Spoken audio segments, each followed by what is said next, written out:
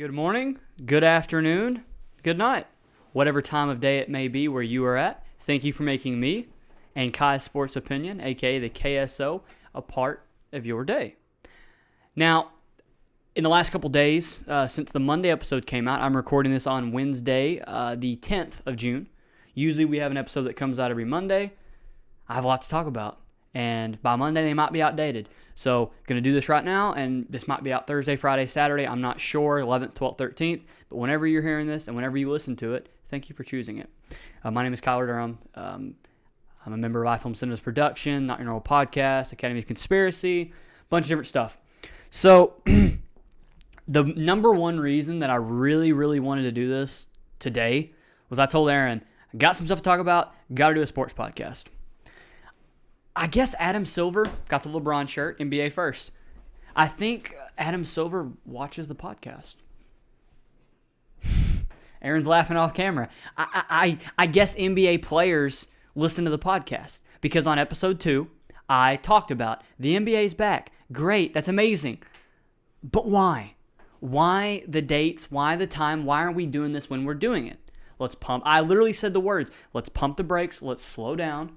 And let's look at where the country is going to be on July 31st when the NBA starts back up. And then let's go from there. Let's look ahead here. Let's be proactive.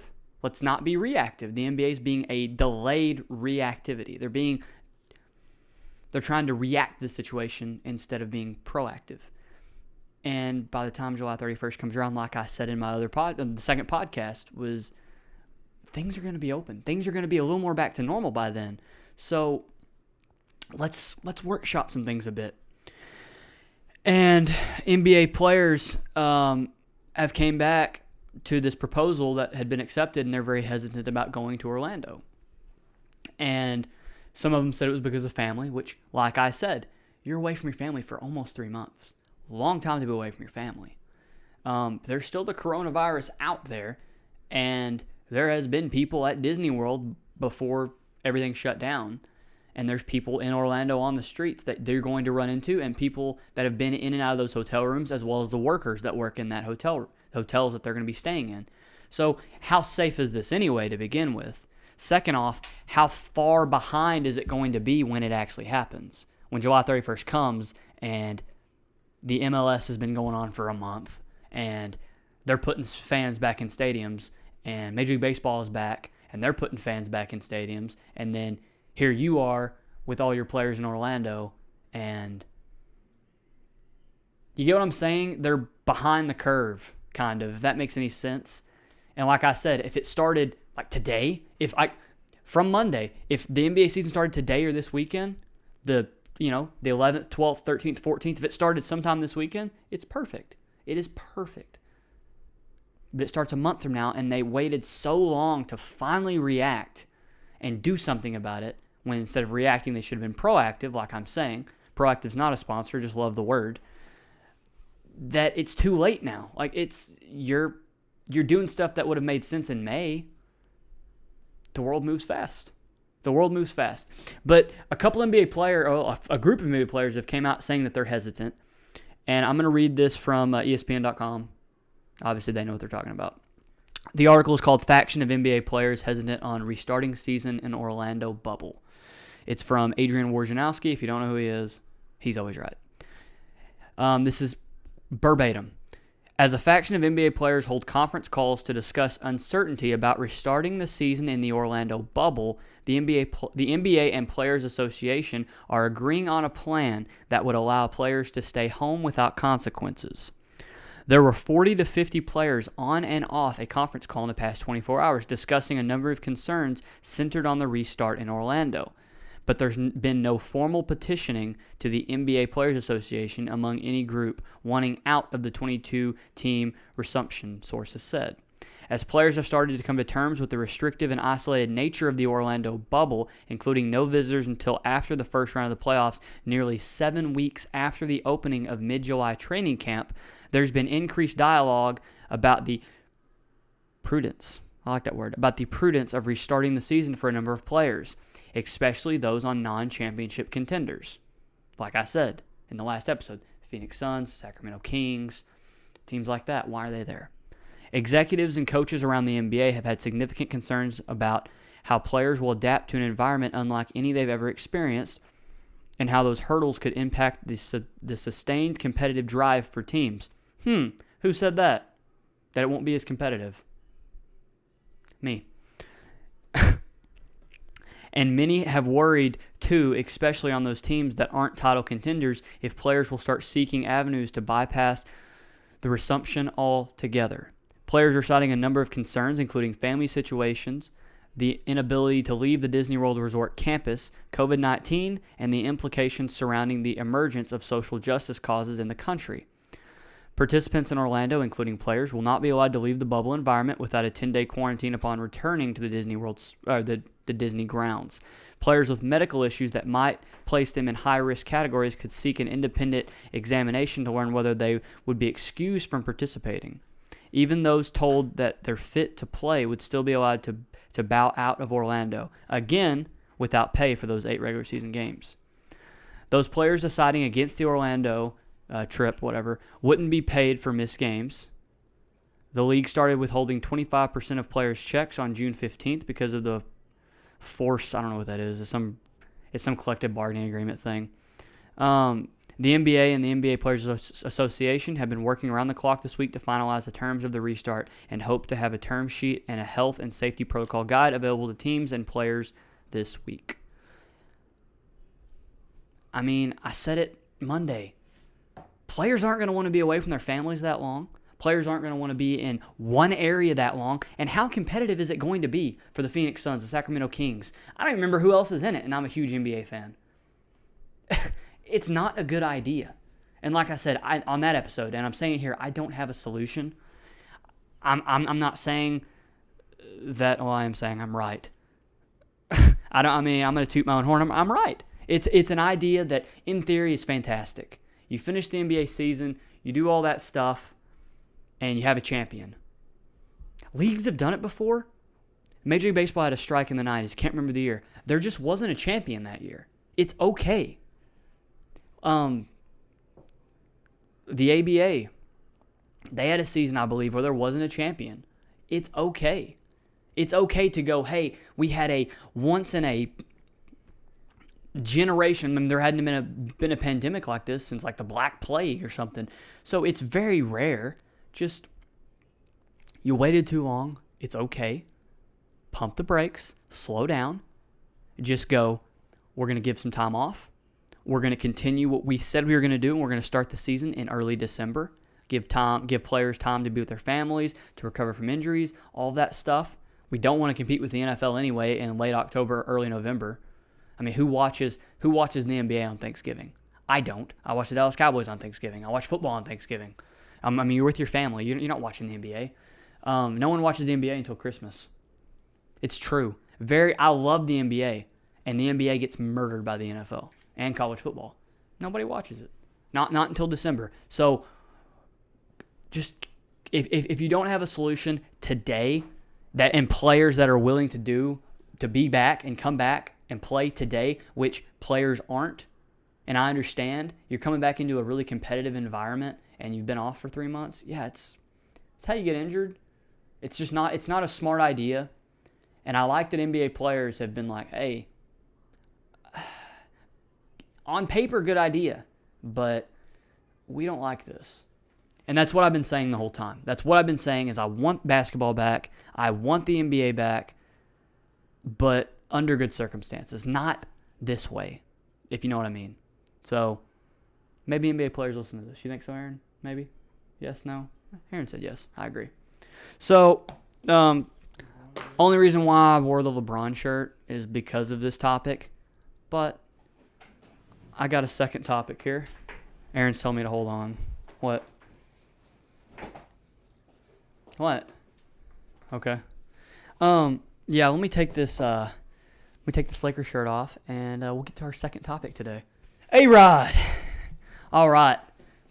I'm going to be talking about the NFL for a little bit here, and just like the NBA topic, if you listen to the last episode 2, I dogged Aaron Rodgers. I talked about his Hall of Fame resume and how he's underperformed. Even to that Hall of Fame resume, he still left stuff on the table. But I want to talk about something about Aaron Rodgers that doesn't have to do with anything on the field. And I named this segment all by myself, The Curious Case of Aaron Rodgers. So Aaron Rodgers, for some reason, and I do it too, for some reason, people love to hate Aaron Rodgers. And it's a fact. I don't like Aaron Rodgers for a couple reasons. Me personally, and this is called Kai's Sports Opinion, not Kai's right about sports, so it's just opinions. But my opinion about Aaron Rodgers is he's a jerk. He's a jerk. He does stuff because it looks good. He doesn't do things because he really wants to do them. And I think that he's a hard person to get along with just in general. Like, I feel like if you worked with Aaron Rodgers, he'd be one of those guys that you're like, man, the dude is super, super talented. The dude's the best at what he does. But damn, I'll take someone a little bit less talented that we can all get along with. But when he's at the top of his game, he's a monster, and you put up with it. That's what I think about Aaron Rodgers. And I still like watching Aaron Rodgers play. I think Aaron Rodgers is a fun player to watch. I think Aaron Rodgers is a top 10 quarterback of all time. Top 5 maybe of all time. But I think it's kind of interesting that no matter who is around and no matter what the situation is, someone has something negative to say about Aaron Rodgers. And there's people, I mean, even with me, there's people that have negative things to say about me. Even I'm not making a comparison here, so do not do this to me. Even Jesus Christ, people had negative opinions about Jesus Christ, literally the perfect human being. But there wasn't very many people that were negative. You know, there's people that are negative about me, but for the most part, I feel like most people think that I'm a good person and like to be around me. So the negative people, it's just their opinion. And the bulk is what the truth is. So if there was just one thing said about Aaron Rodgers, one person that had a negative outlook on Aaron Rodgers, you could just dismiss it and go, it's just one person. There's so many people that don't like Aaron Rodgers, and where there's smoke, there's fire. So I'm going to start first on Mr. Aaron Rodgers. So Aaron Rodgers posted a picture on his Instagram responding to Drew Brees. Drew Brees made some insensitive comments, later came back and apologized. And Aaron Rodgers posted a picture on social media, on Instagram, and this article from the New York Post says that Rodgers responded to Brees by posting a photo of Packers players interlocking arms and saying on-field protests have nothing to do with disrespecting the flag. On his Instagram post, underneath the caption, he said, "A few years ago we were criticized for locking arms in solidarity, before the game." Then in all caps, he says, "It has," all caps, "never been about an anthem or a flag. Not then, not now. Listen with an open heart. Let's educate ourselves and then turn word and thought into action." He used the hashtags love over fear, wake up America, it's time for change, solidarity, liberty, and justice for all. Someone wasn't having it. Martellus Bennett. He was a Dallas Cowboy, played for the Chicago Bears. He might have played with Aaron Rodgers. I didn't do much studying on this topic. I just knew it happened. He played for, let me look, Martellus Bennett career. He played for the Cowboys. He played for the New England Patriots, the Chicago Bears, the New York Giants, and yeah. So he never played with Aaron Rodgers. So he doesn't really know Aaron Rodgers in the room, but he had something to say about Aaron Rodgers' Instagram post. This article says Martellus Bennett calls BS on Aaron Rodgers. So Aaron Rodgers posts that post, whatever.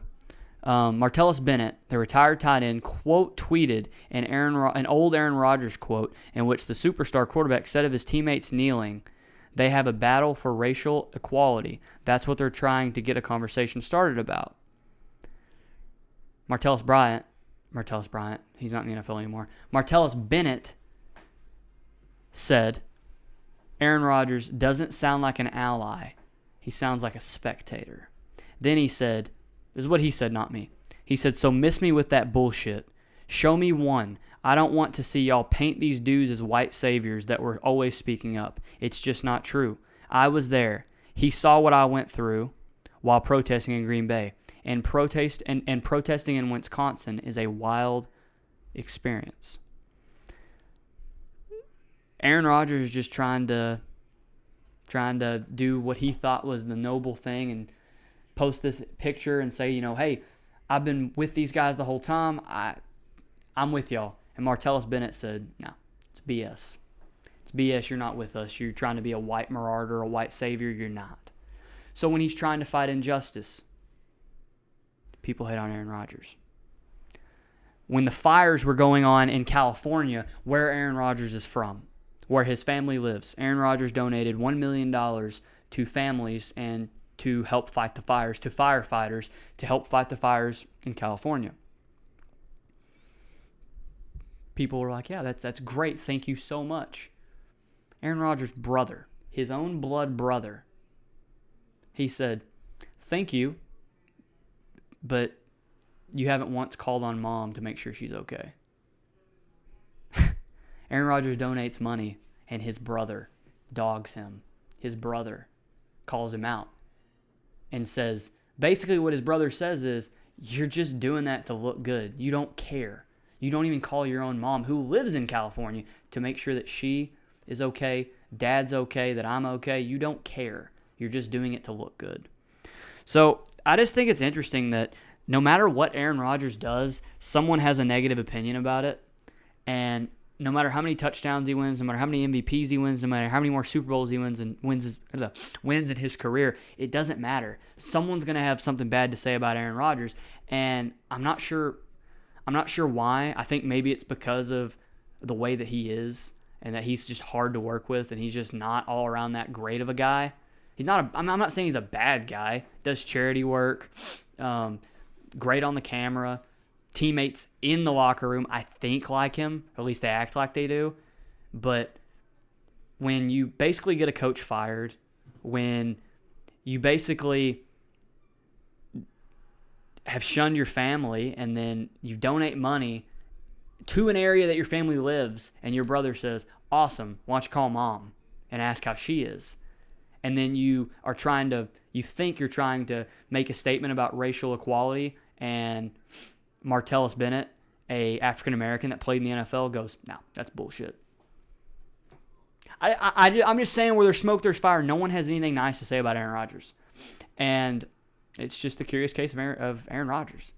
I don't understand, and I don't think I ever will understand, because I fall into the camp that it's just fun to talk bad about Aaron Rodgers. Like, I'm not trying to be mean. It's just, I'll give credit where it's due. I'll give Aaron Rodgers all the credit in the world. First ballot Hall of Famer, top 5 quarterback of all time.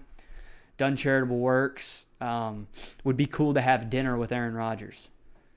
Wouldn't want to live with Aaron Rodgers. Wouldn't want a room with Aaron Rodgers. Wouldn't want to be on the same team as Aaron Rodgers. So, with that being said, I'm definitely taking this thing off because I don't even want to be seen in this in public. I might get killed. Aaron Rodgers sucks. You also got to remember, though, that's coming from a Dallas Cowboy fan, and he's ripped my heart out a dozen times. So, all right. I'm going to stay in the NFL here. The 2021 NFL season should start on time. Everything should be business as usual there. And every single year, there is a team that pops. There is a team that we don't expect to be good, and they are. And last year, it was the Buffalo Bills. I've heard different sports analysts talking about the Miami Dolphins possibly being that team, about possibly the New York Giants taking some steps forward. The Rams were 9-7, and they had a down year. So if the Rams win 12 games, they kind of pop, not really. But basically, it's teams that were in the basement and are now in the playoffs. And there's usually one every single year. And I have mine, and I think it's interesting. And I think there's a young quarterback that no one talks about that is going to have a breakout year And when we look back on this, when y'all make fun of me now and go, you're an idiot, Kyler, by December when they've won 8 games already, 9 games, and they're looking at going 10-6, 11-5 and making the playoffs, then you can come back and go, maybe you were right. There's a trend in the NFL right now of young quarterbacks that either don't play their rookie year or do play their rookie year and they're okay, not bad, not great, and then come out their second year and they're amazing. Patrick Mahomes, fantastic his second year. Carson Wentz, fantastic his second year before he got hurt. Lamar Jackson, first year when he finally got to play, week 10, week 11, was good. Playoffs, got throttled. Then comes back this year, fantastic. There's a quarterback that's coming into his second year, and I am not Kyler Murray. It's not Kyler Murray. It is Drew Lock from the Denver Broncos. I don't even think Aaron knows who that is. So Drew Lock played at the University of Missouri. Aaron flipped me off. Drew Lock played at the University of Missouri. I'm going to be honest. I haven't watched much University of Missouri football in the last 10 years. Just not a program that I'm super excited to watch. If they're on and it's like the Saturday evening game or whatever, I'll watch it. But I think with young quarterbacks, especially in their second year, first, second, third year, you need, for them to be successful, they need to have tons of help, which is fine. There's nothing, the more the merrier. Like, I'll take as much help as I can get. And if I'm more successful with more help, more power to me or whoever for using that help instead of pushing that help away, using that help and being successful with it. But I'm going to go with first Russell Wilson. Had a great defense, running back, had some formidable wide receivers, not great, and he was able to use that and be very successful very on. And then, of course, he's talented. I'm not saying that he's not, but then build on that. Patrick Mahomes. He's got the run game, got all the wide receivers. Defense isn't great, but their defense doesn't lose them games, and Patrick Mahomes can win shootouts. Lamar Jackson. Great running back. Mark Ingram's very good. Good wide receivers. Good offensive line. Outstanding defense. He gets the help. Now he can go ball out and not worry about making mistakes because he's got a defense that's going to support him. He's got a running back he can turn and hand the ball to when he needs to, so not all the weight's on his shoulders. Denver Broncos and Drew Lock have a very similar situation. They have a young tight end named Noah Fant, who I think is going to be a Pro Bowler this year. They've got very good young wide receivers. They have a good offensive line. Not great, good. Then you get Melvin Gordon, who I think is a very good running back. You already have Phillip Lindsay, who's a very good running back. Don't even get me started. On the defense. Well, first you draft Jerry Jeudy. You draft him another wide receiver, another weapon. You're making it even easier for him on the offensive end. Now on the defensive end of the ball, you got Von Miller. If you don't know about Von Miller, type in Von Miller on YouTube. Your jaw will hit the floor. Then you've got young Bradley Chubb, who is a monster. You've got A.J. Boye in the secondary. Like, I don't even have to necessarily look. Like, their team, Justin Simmons at safety. I like Justin Simmons, a very good player. I think they got Jarrell Casey. They have Jarrell Casey at defensive tackle. They have a very, very talented football team, and they've just got a lot around him. And I like Vic Fangio as the coach. He said some remarks he shouldn't have said, that racism doesn't exist in the NFL or whatever. That's not true. It exists everywhere. But he's a good defensive coach. Drew Lock's got so many weapons around him. And with a defensive coach and a great defense, Drew Lock's going to be playing with a lead a lot this year. I think Drew Lock puts up not crazy MVP numbers, but I think Drew Lock puts up good numbers. Drew Lock is not going to have to force things, so he's not going to throw a lot of interceptions because they're going to be ahead in a lot of games. And I think the Denver Broncos could win 9, 10 games. I know it's crazy. I know it sounds stupid because no one even knows who Drew Lock is. No one cares about the Denver Broncos. They've been irrelevant since they were in the Super Bowl 5 years ago. No one cares. But I think with that defense, and I think with a defensive-minded coach, and then you've got not one, you've got 2 running backs that are nasty, which is very deadly. Cortland Sutton at wide receiver, who's very good. Jerry Jeudy, Noah Fant, who I love. I'm telling you, I love Noah Fant. You've got a good offensive line. You've got all these things around you. It reminds me a little bit of Dak Prescott's rookie year when he has Zeke, when he's got these weapons on the outside, a good offensive line, a formidable defense, not great. Drew Lock's got more wide receiver help, a better defense, and he's already got 1 year of the NFL under his belt. So I think Drew Lock's going to have a good NFL season in the 2020-2021 season, and I think that the Denver Broncos, I'm not saying they will be in the playoffs, but I'm saying they'll make a jump from last year to this year, and they'll be a surprise team when you look at the standings or when you watch football games and you go, wow, this kid's pretty good, and Denver's not bad. So I want to go into a sport that I haven't talked about yet on the KSO. I want to talk about boxing for a minute. I love all sports, literally, like I've said.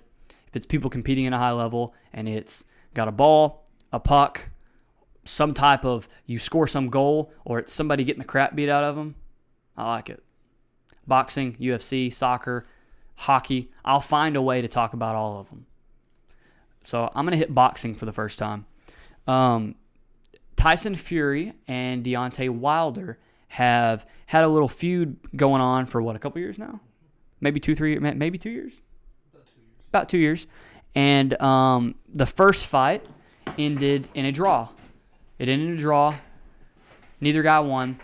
Then the second fight, Tyson Fury beat the hell out of Deontay Wilder. There was one moment in the fight that I can recall that Deontay Wilder looked like that he was kind of in the fight. Besides that, Tyson Fury ran him the whole fight. And he won by knockout in what round was that? Like 5th round, 6th round, 7th round? Yeah, 7th round, something like that. In close to the middle of the fight, Tyson Fury ends it with a knockout. You can't fight 2 fights. You can't have a draw and then have one guy win. You got to have a third fight to see if Deontay Wilder can redeem himself and maybe we'll have a 4th fight. Or if Tyson Fury wins again and we're like, all right, we're done. Tyson Fury won both, whatever. But a Australian promoter is pushing for Christmas this year for Tyson Fury versus Deontay Wilder 3. Yeah, the Rumble Down Under. So, like I said, not much to talk about with boxing. I just think that that's interesting. And then Aaron was telling me before we recorded this that Tyson Fury also has already accepted a fight with Anthony Joshua next year in 2021. So he can run the whole heavyweight, whatever. But yeah, Deontay Wilder, Tyson Fury on Christmas hasn't been 100% approved or whatever, and both sides haven't agreed yet. But I think it's going to happen. I hope it happens, and if it does, I am going to be pumped for a boxing match, which is kind of different because I don't really get excited for boxing that much. It's kind of like, oh, cool, you got Canelo fighting, awesome. Oh, Floyd's fighting for the 48th time in his life, awesome. No, this one I'm excited for because if I had to put money, I would just go Tyson Fury again. I would take Tyson Fury again. I think we just have the 3 fights and we're out. So, yeah, got some boxing, got some little 2-3 minutes of boxing talk. I wanted to hit this on the last episode, and I wasn't able to because I ran out of time. Which right now I'm kind of rolling through these. This might be like a 45-minute episode, like the other one was. Each league, each professional sport has a person that oversees everything, and it is their commissioner. And people have dogged the NFL commissioner Roger Goodell for the way that he handles suspensions and the way that he does things. People have talked about, I believe it's Rod Manfred is the Major League Baseball's commissioner, Rod Manfred. People have, had their opinions about him. Adam Silver of the NBA, Don Garber of the MLS, and then Dana White, who is the president of the UFC. He runs the whole thing. He owns it, runs the whole thing. He's the commissioner. A topic that I've never heard anybody talk about this, and it's why I wanted to talk about it, because I want to be the first one to talk about it. I'm sure someone has, but I've never heard it. Who's the best commissioner in sports? Just straight down the middle, who is the best commissioner in sports? I think it's very easy. You could make a case that Roger Goodell is the best commissioner in sports because Roger Goodell makes the most money, like for his company. I mean, he makes the most money probably. Maybe Dana makes more, I'm not sure. But Roger Goodell makes a bunch of money. Roger Goodell's organization, his league makes so much money, and his league, for the most part, does a good job on stuff, but the whole Colin Kaepernick thing, not a good look. The whole how you suspend guys, not a good look. And it's just, it'd be tough. I understand why there's people that don't like Roger Goodell. I think Roger Goodell is not a bad commissioner. I think Roger Goodell is probably the best commissioner in NFL history. But people don't like him, and it's valid. I understand. Then you would go to Adam Silver. Adam Silver is a very pro-player commissioner.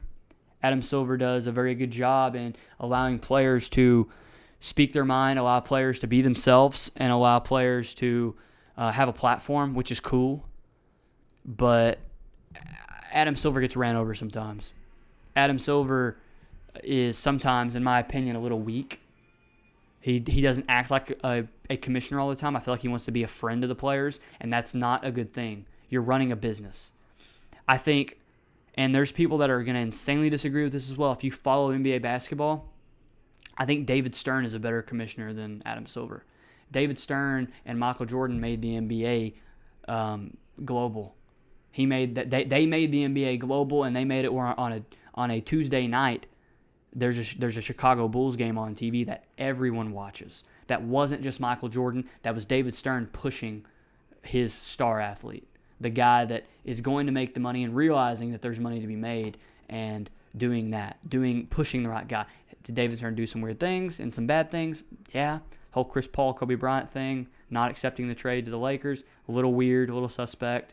And the whole Michael Jordan going to baseball, David Stern suspended him and didn't want to man up to it. That's what I think. But I think David Stern's a better commissioner than Adam Silver. But I think Adam Silver's a great commissioner. I'm not saying he's not a good one, but I don't think he's the best commissioner in sports. Then you've got Don Garber, the commissioner of Major League Soccer.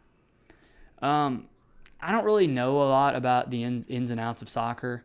I just feel like if you're a great commissioner, no matter the situation that you're in, no matter the other markets that you're competing with, being other organizations, I feel like if you're great at what you do, you find a way to be number one.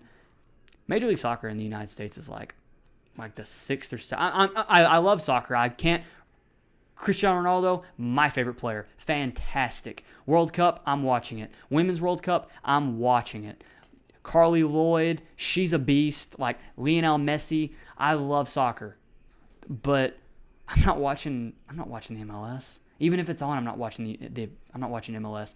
There's a NASCAR race in Miami this Sunday. I'll watch that. I don't even like NASCAR at all. I'll watch that before I watch a United States soccer game, before I watch a Major League Soccer game. So, now, like I said, United States soccer, World Cup, I'll watch every single game and loving every single minute of it. Watching Brazil and Germany in the finals, and all these different teams in the finals, Argentina, yeah, I'll watch that.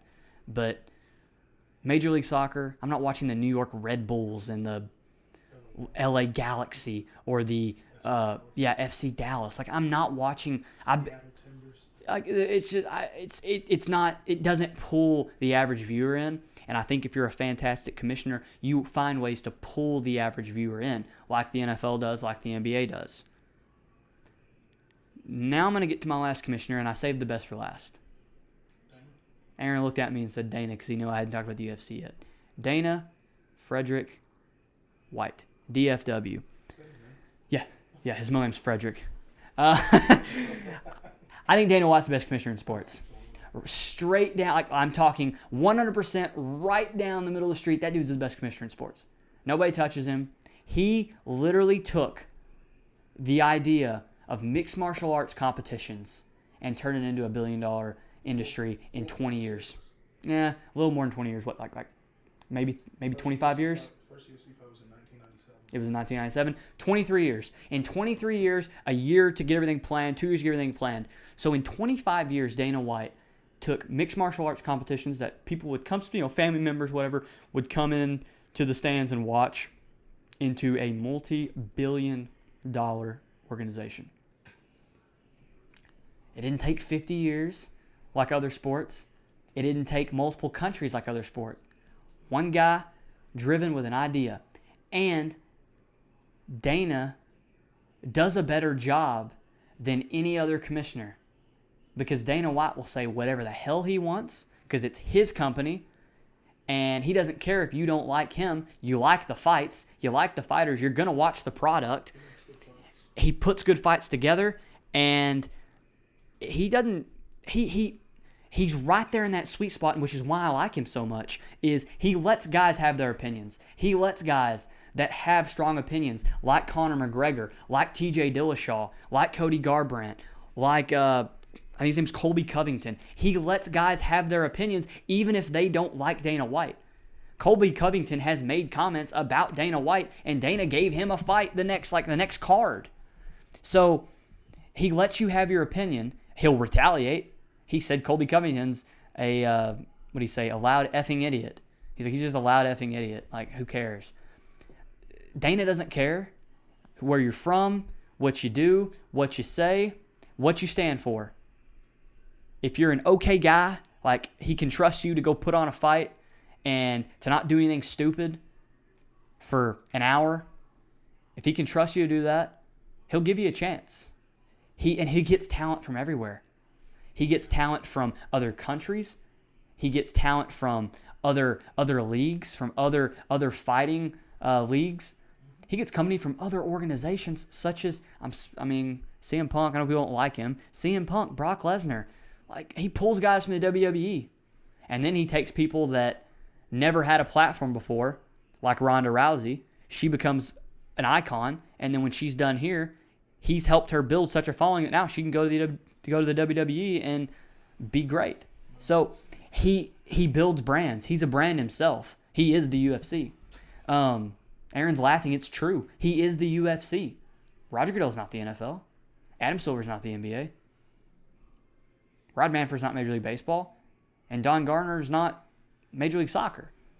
Dana White's the UFC. If it wasn't for Dana White, the UFC wouldn't exist. We wouldn't have any of this. We wouldn't talk about fights. We wouldn't know who Conor McGregor was. We wouldn't know who Khabib, can't pronounce his last name. We wouldn't know who that is. The Diaz brothers. Like I said, TJ Dillashaw, Cody Garbrandt. We wouldn't know who any of those people are, and we would never have that moment where you go, hey, you watching the fights tonight? Everybody be like, oh, the boxing? No, there's no boxing tonight. No, UFC. Be like, what the hell's that? If it wasn't for Dana, we wouldn't have mixed martial arts competitions. So I think Dana's head and shoulders the best commissioner in all of sports. And I hope that if I ever own a company, kind of do, but if I'm ever a huge impact and that company is becoming more successful every single day, which I think this one is, I hope I'm able to run stuff like Dana White, because I think Dana White has a business model that if you're starting a company, you should follow. Because going from you're starting a mixed martial arts league to you're worth $4 billion in 25 years, I'm not a mathematician, but that's a lot of damn money. So it's not all about the money either. But when you get more pay-per-view sales than anything else in the entire year, on one pay-per-view with Conor and Khabib, there's fights that I'd be not interested in at all, but it's a UFC fight promoted by Dana, so I'm going to watch it. So I think Dana's the best commissioner in sports. It's not even a debate to me. You can argue the other ones. I just disagree with you. While I'm on UFC, let me go over UFC 250 was this last Saturday on the 6th, and episode 2 wasn't wrong. Wasn't wrong. I said Amanda Nunes is going to fight. She's going to win. Don't even need to talk about it. She won by decision. If you didn't catch the Cody Garbrandt fight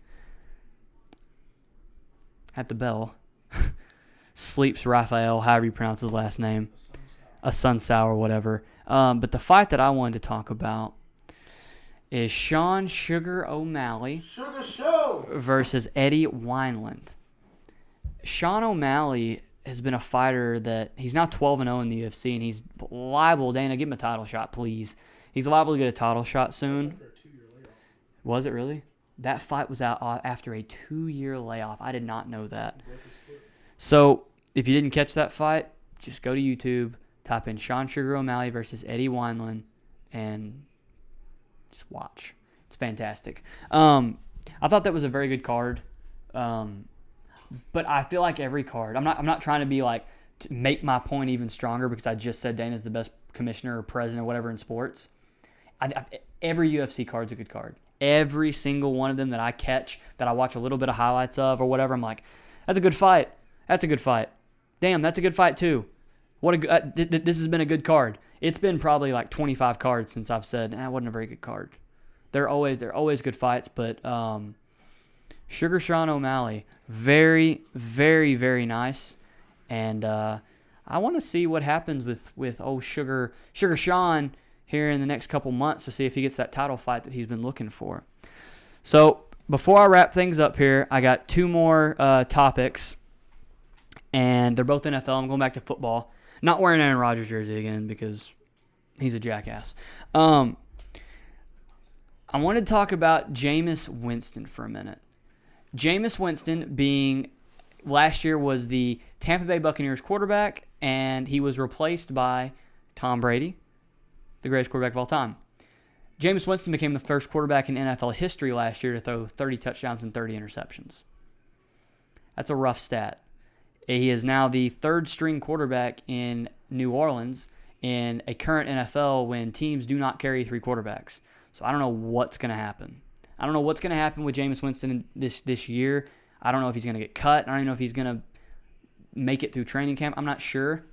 But Jameis Winston coming out of college was the number one pick. I didn't like that draft because I didn't think him or Marcus Mariota were number one and number two picks. But it was the best that you had, and teams like Tampa Bay and the Tennessee Titans at the time really needed quarterbacks. So I understand the pick. And Jameis Winston hasn't had a bad career. Like, it hasn't been horrible. It hadn't been good. But before Jameis Winston got there, Tampa Bay was Cleveland Browning running through quarterbacks. They had Josh Freeman. That's the only guy I remember because they ran through so many of them. They ran through quarterbacks. Jameis Winston was the only consistent quarterback for the last 5 years that they've had, 6-7 years that they've had. And he hasn't been great, but he hasn't been bad enough that you have to replace him. It took Tom Brady to replace him off of a 30-interception year. If Tom Brady wasn't going to come there, they probably would have just rolled with Jameis Winston again. But I'm interested in Jameis Winston because Jameis Winston, it came out he had horrible eyesight. Horrible. So he gets LASIK surgery in the offseason. Not sure how much of a difference that's going to make, but it's just, you can use it as an excuse, and we'll see this year if it made any difference. But that's not the improvement about him I want to talk about. He's lost 17 pounds. And he kind of, I don't know what my man does in the offseason or during the season, but he's not the best in shape quarterback that I've seen. And going from what he looked like in college to what he looked like this last year, he's put on some of that, what's the word I'm looking for here? He put on some of that hibernation weight, it looks like, because he got kind of thick. And he went vegan this offseason, and he's lost 17 pounds. And I saw a picture of him today of him working out. He looks very, very in very good shape. And I just want to see this year he's going to be with Drew Brees. He'll be backing up Drew Brees, then Taysom Hill, then him. I think he'll play if Drew Brees gets hurt, not Taysom Hill. But I just kind of want to see, not this year, the following year. He's on a one-year deal. So next year he'll be a free agent quarterback. Someone will give him money, and they should. And someone will give him an opportunity to compete. Maybe Chicago. That's what I would think. Maybe Chicago. Maybe Indianapolis, because I feel like Phillip Rivers is a one-year thing. Maybe New England, if they don't draft a quarterback, if they want to go with Jameis Winston. Maybe something like that.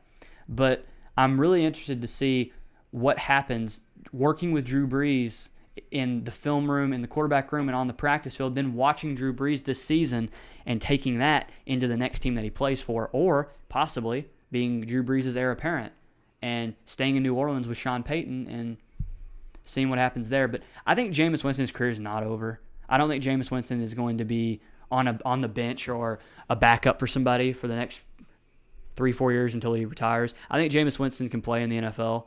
And Jameis Winston said himself that he thinks that he is got the talent of one of the best in history. And that's wild. Like, that's ridiculous. That's not true. But I like the confidence.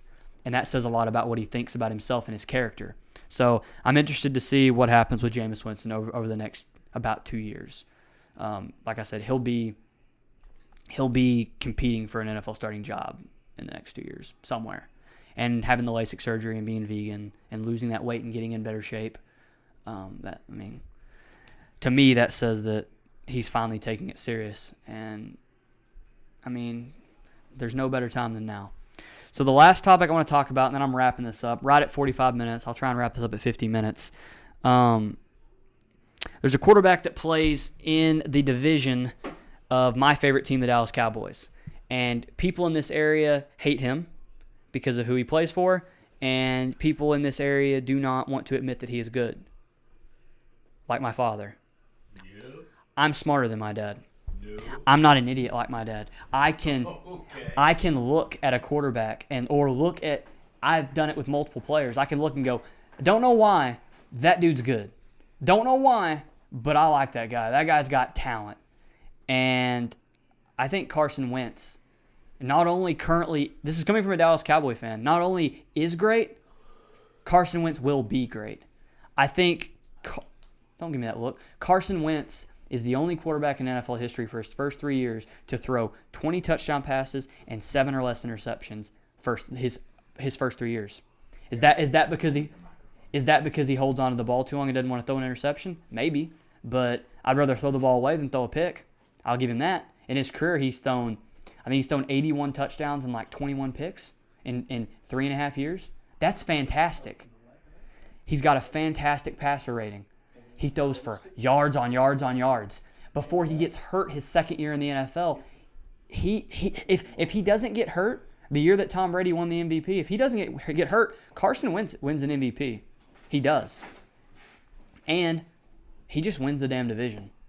He's got, like I've said before, he's got lawn chairs and beach balls and crap like that as his wide receivers, and he beats the Dallas Cowboys in Week 17 when Dak Prescott's got Amari Cooper, Ezekiel Elliott, that offensive line, and he's got a backup running back by the name of Sanders. I can't remember his first name, and he's got Alshon Jeffrey hurt. He's got Deshaun Jackson hurt. He's got Nelson Aguilar hurt.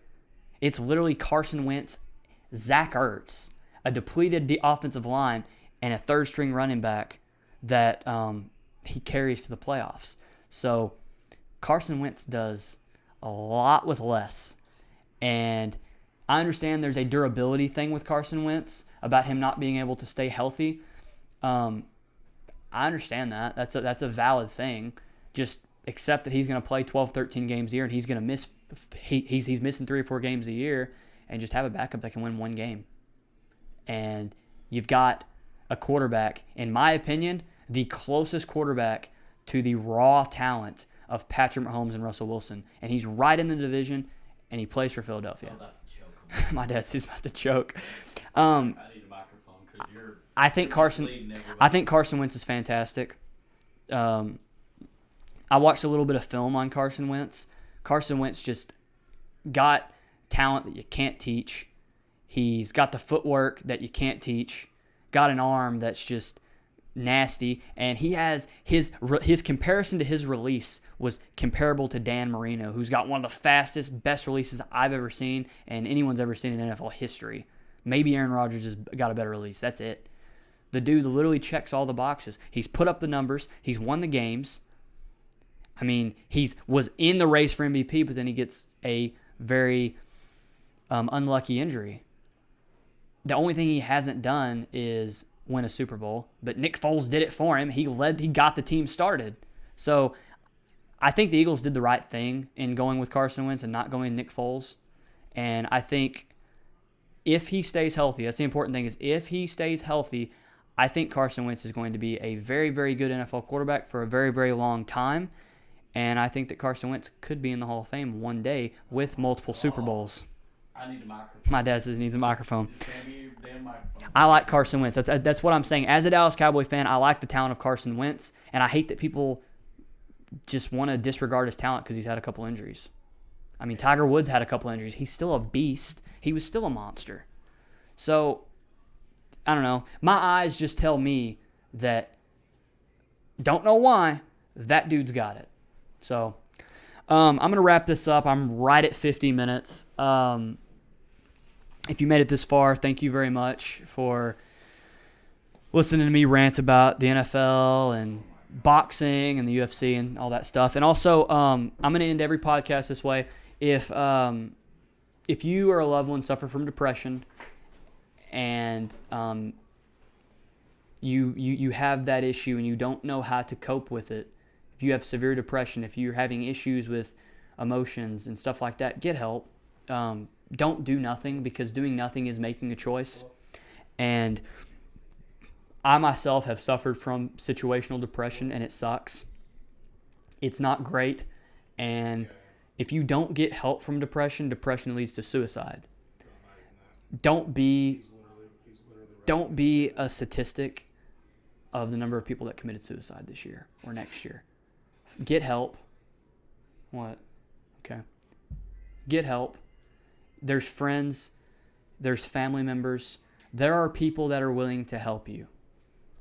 If you go to a middle school, high school, college, there are counselors at that school that you go to that their job is literally to mentor young students and to talk to students that need help. And if you don't have any of that, if you don't have a family member, if you don't have a friend, if you don't have a place that you can go, someone can help you. Call the suicide hotline. Literally can Google the number. It'll come up. Call that number. If you suffer from depression, don't do nothing, because doing nothing is a choice, and doing nothing is the wrong choice. That leads to an even wronger choice later down the line. And if none of that works, schedule an appointment with your physician and let your physician know what's going on, and your physician can take a medical approach to it and give you help. So I think that's it for me today. Just kind of a spur of the moment episode. Just had a lot to talk about. Wanted to get it out. Thank you for listening. If you listen to the other podcast, the Not Your Normal podcast right here above my head, or the Academy of Conspiracy, thank you for those listens. If you don't, go check them out. They're on Apple Podcasts, Spotify, SoundCloud, or wherever you get your podcast. Also, iFilm Cinema, me and Aaron, we have a Patreon. Go to patreon.com/NYNP. And we have 3 tiers. We got the average tier, which is $5. We got the spooky tier, which is $6 in honor of the AOC. And we have the normal tier, which is $7. Don't be an average spooky person. Be normal. And as of right now, all our proceeds go to Feeding America, to help people, help families, help those who've been affected by the coronavirus. That's what Feeding America is really, really focusing on right now, is helping the people that need help right now to get through this pandemic. So that's where all of our proceeds go. So if you join our Patreon, you are helping other people in the country. If you suffer from depression or you have suicidal thoughts, get help. Don't do nothing. I can't stress that enough. Don't do nothing. Thanks for listening. My name is Kyler Durham, and I'll see you on episode 4.